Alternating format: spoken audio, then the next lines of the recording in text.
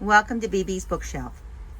Today BB is reading for Liam, Little Kid's First Big Book of Birds by Catherine D. Hughes. This is a blue and yellow macaw. There are about 10,000 different species or kinds of birds that fly, swim, and walk around on planet Earth. Today we are going to learn about birds. Birds are animals. Other kinds of animals include mammals, insects, reptiles, amphibians, fish, and more. Let's take a look at what makes an animal a bird. No other kind of animal has feathers, so any animal with feathers is a bird. Bird feathers come in many shapes, sizes, and colors. They help birds stay warm, dry, and fly.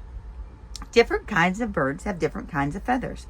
The way the feathers work depends on what the bird needs them to do. Beaks. All birds have beaks, so now we know that all birds have feathers and all birds have beaks. You can tell a lot about what a bird eats by looking at its beak. Beaks are also called bills. Here are a few examples of many kinds of beaks birds have. You'll discover even more as you read through this book. A long, skinny beak helps the colored sunbird reach into flowers to sip nectar, which is a sweet juice inside the flower. A great spotted woodpecker that pecks wood to find insects has a strong, pointed beak. Bald eagles have a sharp, hooked beak that helps rip pieces of meat from the animals they eat. And the black skimmer uses its longer lower bill to skim food into its mouth as it flies just above the surface of the water. Eggs and chicks. All birds hatch from eggs. So now we know three things. All birds have feathers, all birds have beaks, and all birds hatch from an egg. Many kinds of birds are not able to do much of anything when they hatch from their eggs. They do not have many feathers. They need their parents to keep them warm, feed them, and protect them. This kind of helpless chick is called altricial. Other kinds of birds are more independent when they hatch. They have feathers and can walk around. Some can even swim. These kinds of chicks are called precocial. Eventually, a young bird fledges, which is when it can survive outside the nest. Once a fledgling can leave the nest, it often still needs help from its parents, but soon it will fly on its own. This is a snowy owl, this is a mute swan, and that is a black-naped monarch. Like the butterfly, right? Flying. All birds have wings and most birds can fly. So now we know that all birds have feathers, all birds have beaks, and all birds hatch from eggs. You probably see a lot of flying birds every time you go outside or look out the window. Flying birds use their wings to get from one place to another.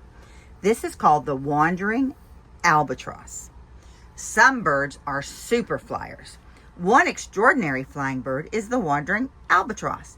Its wingspan measures from wingtip to wingtip over 11 feet. That means a wandering albatross could stretch its wings from one end of a small car to the other. The albatross has the longest wingspan of any bird.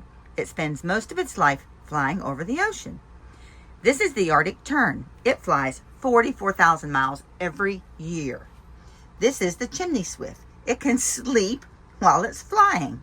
And the bar-tailed godwit can fly from Alaska to New Zealand without stopping. Lots of people enjoy watching birds. They're called birders, and their hobby is called birding. Binoculars help a birder see birds by making them look a lot closer than they are. A bird that looks like this without binoculars looks like this through binoculars. When you can look at birds up close, here are some of the things you will be able to see. You'll be able to see their head, their neck, their chest, the belly, their foot, its leg, their tail, wings, their throat, their chin, and their beak. So birds' feet can tell you a lot about how they live. Ducks and other swimmers have webbed feet. Ostriches and other birds that do not fly have strong toes and claws. Birds that spend a lot of time in trees have feet that can hold on to the branches. And birds that hunt have big claws called talons that they use to grab animals they hunt. The end. Remember to come back for more about birds.